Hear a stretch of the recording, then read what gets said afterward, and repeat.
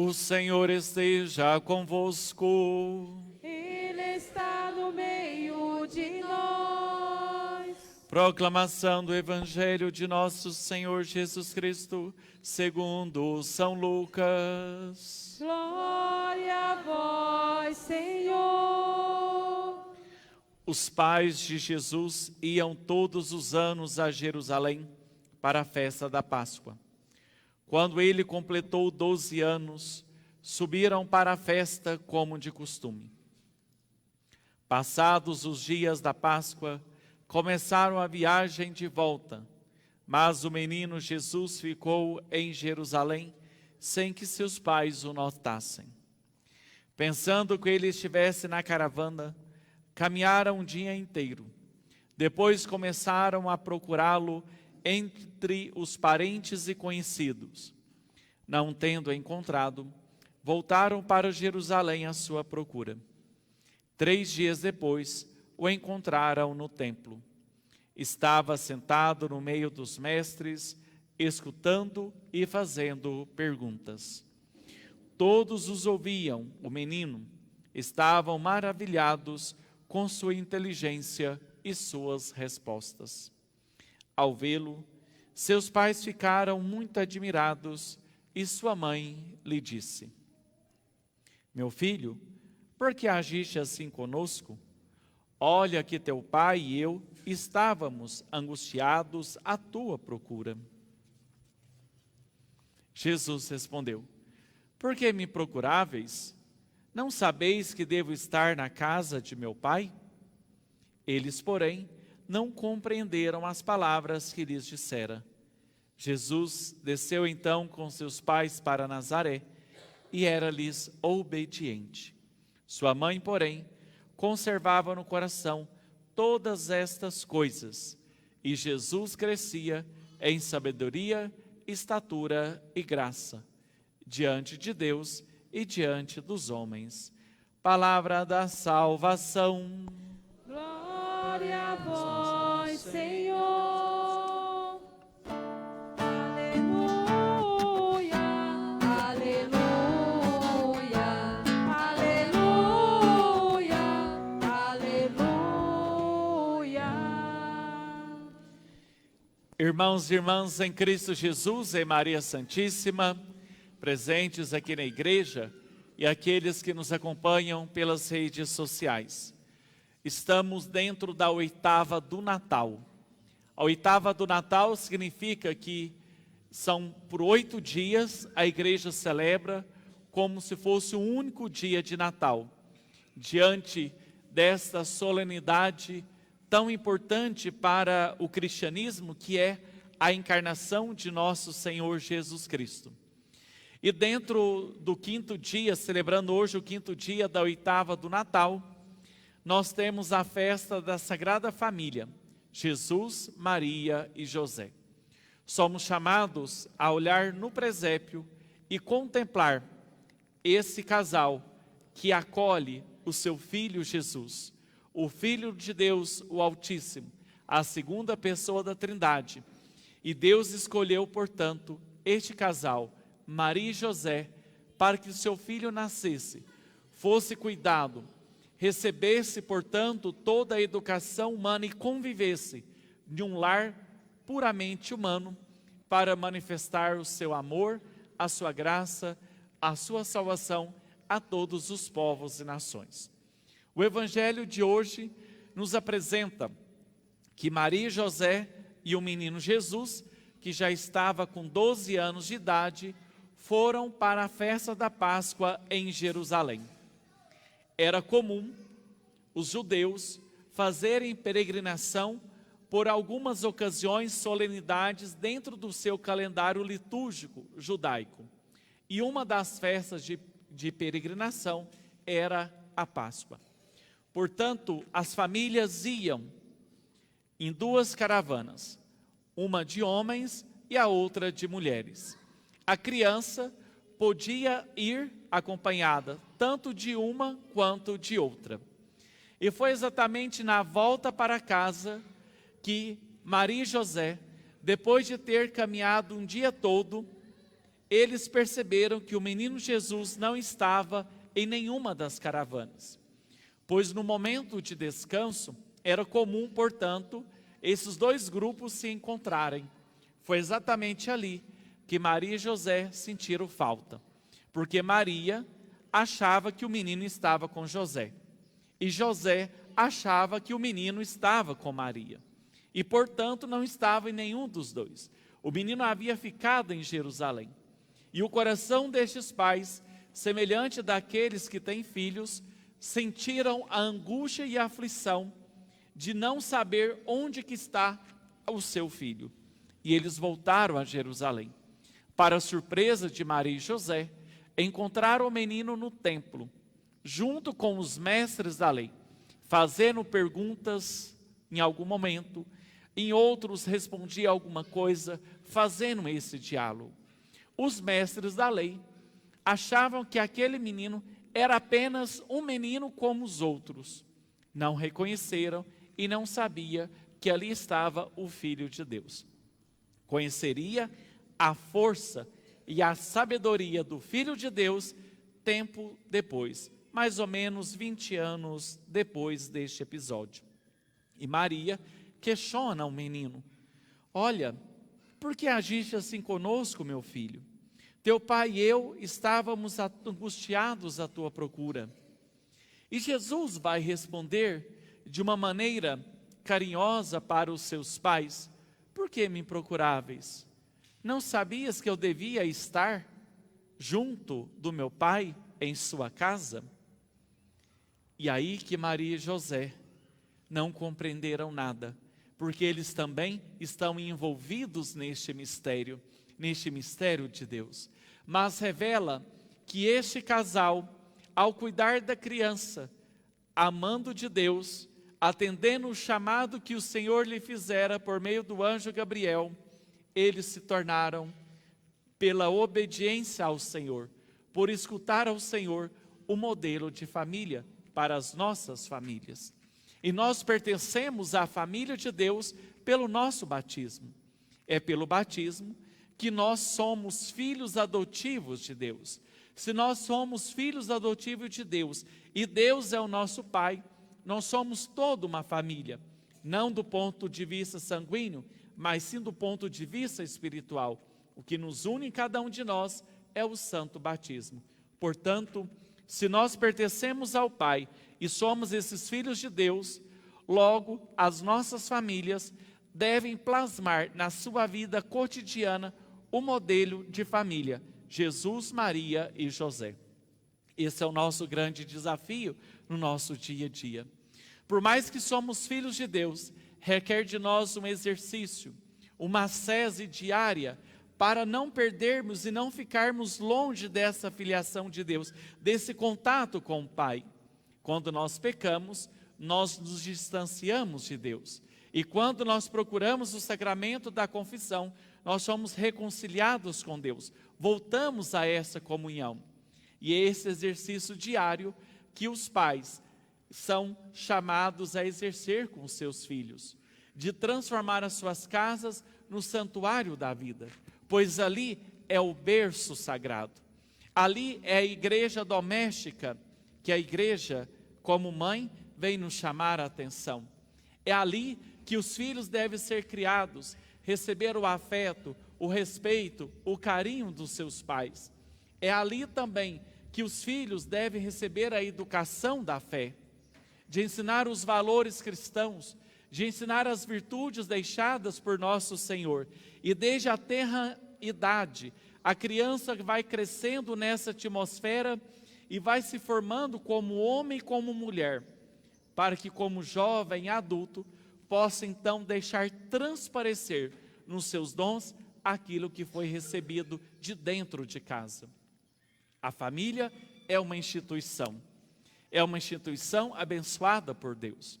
E é justamente a família que é mais atacada pela sociedade contemporânea. Porque a sociedade, com as suas ideologias, quer destruir a instituição família. Pois instituindo esse laço tão sagrado e forte como o leão, as pessoas então ficam vulneráveis, ficam passíveis à manipulação de um governo que não preza pela vida, mas sim que espalha cada vez mais a doutrina da morte, até mesmo matar aquele que está sendo gerado dentro de um ventre, independente da maneira que foi concebido, se foi pelo ato de amor ou se foi por um ato de violência. Infelizmente isso tem acontecido. Acontece porque falta de Deus no coração daqueles que deveriam estar voltados para essa filiação com o Senhor. Mas como esse sistema vem para romper e diluir todo esse berço sagrado criado por Deus, as pessoas então ficam passíveis a isso e se vê no direito até mesmo de matar um inocente que está sendo gerado. Independente da maneira que seja, aquele inocente pode mudar a vida de uma pessoa, pode trazer e traz a alegria, porque é fruto de Deus, é graça do Senhor. E portanto nós somos chamados a olhar para esse modelo de família. Às vezes as famílias não rezam mais, nós encontramos isso. Às vezes aquele que é casado quer ter uma vida de solteiro, e aquela que é casada ter uma vida de solteira. Se quer ter vida de solteiro, por que que casou? Você não foi obrigado a casar. Você casou na livre e espontânea vontade. Da mesma maneira que eu também não fui obrigado a ser padre. Se eu tenho meus direitos e deveres, queridos casais, vocês também têm direitos e deveres. Nem tudo pode, mas requer renúncia. Se você não quer renunciar, por que que você contraiu um matrimônio? Por que você está com uma pessoa?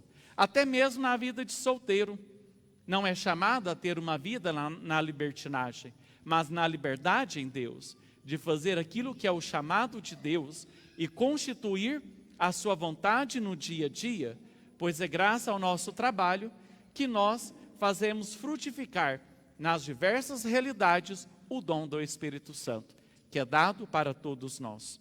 Portanto, nós somos chamados a olhar para esse modelo de família que com gesto de piedade, de costume, procuravam viver os valores da sua religião. Jesus não precisava ir em peregrinação para Jerusalém. Ele é o Filho de Deus. Mas Maria e José, como eram piedosos ao seu preceito religioso, levou o seu filho também para cumprir esse ato de piedade, a fim de que ele pudesse também receber essa formação como seus pais receberam de seus pais. E assim é passado de geração em geração. E quando a família, os pais se reúnem para oração, quando o esposo reza pela esposa, quando a esposa reza pelo esposo, e ambos e cada um reza pelos seus filhos, pode vir a tempestade que for, que nada será abalado, porque foi constituída essa família na rocha que é o próprio Cristo. Não ficará isenta de dificuldades, é bem verdade. Nós não ficaremos isentos, mas nós teremos uma força, um alimento e um sustento maior para enfrentar as labutas da vida e passar por essa tribulação e ir ao encontro do Senhor. Maria e José enfrentaram muitas labutas, não foram poucas. Talvez vocês imaginam, mas eles eram santos. Eram santos.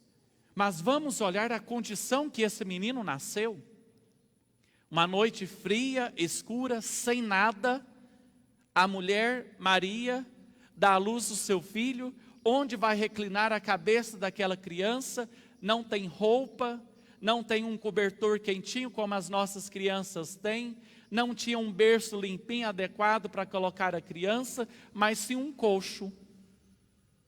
E logo depois do parto, Herodes fica sabendo, nós celebraremos isso no próximo final de semana, na festa da Epifania do Senhor, que nasceu um menino que pode ser causa de perturbação para o seu império, manda assassinar as crianças de 0 a 2 anos de idade, e Maria e José, avisado em sonho, pega a criança, foge para o Egito, sem carro, sem avião, sem motocicleta, a pé mesmo no lombo de um jumento, ou de um camelo.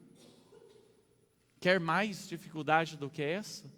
Quer mais a dificuldade já depois, na idade adulta, uma mãe ver o seu filho inocente sendo massacrado, sendo cuspido pelas pessoas, condenado à morte, crucificado no madeiro de uma cruz? Quer dor maior do que esta? Não foi uma vida tão tranquila assim de Maria e José. Fora aqueles relatos que não estão no próprio Sagrada Escritura. Mas, no meio de tudo isso, eles tinham um objetivo muito claro: fazer a vontade de Deus.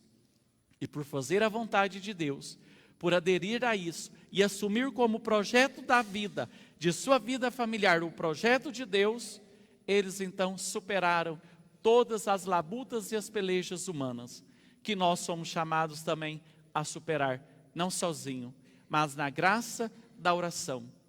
Por isso, queridos irmãos e irmãs, reze com a sua família, insista nos valores do Evangelho, eduque as crianças na fé, tenta enfrentar toda essa correnteza, que de fato é uma correnteza. Nós estamos lutando contra a maré de um mundo que quer destruir as famílias. É uma guerra mesmo, é uma batalha mesmo, espiritual, que vem atingir a cheio as nossas famílias, e nós não podemos deixar com que elas sejam vencidas pelas forças da ideologia que está tão presente em nosso mundo, mas que possamos combatê-las com os valores do Evangelho, testemunhando a nossa vida.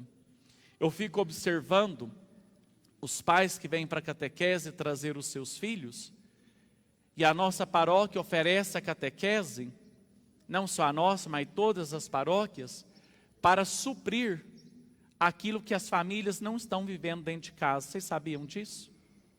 Com todo respeito aos nossos catequistas, se as nossas famílias vivessem o seu Evangelho dentro de casa, tivesse uma vida de oração, bastaria aquele casal apresentar: padre, meu filho já está preparado, já vive conosco na família, segundo os valores do Evangelho, então dá a Eucaristia para ele. Bastaria isso.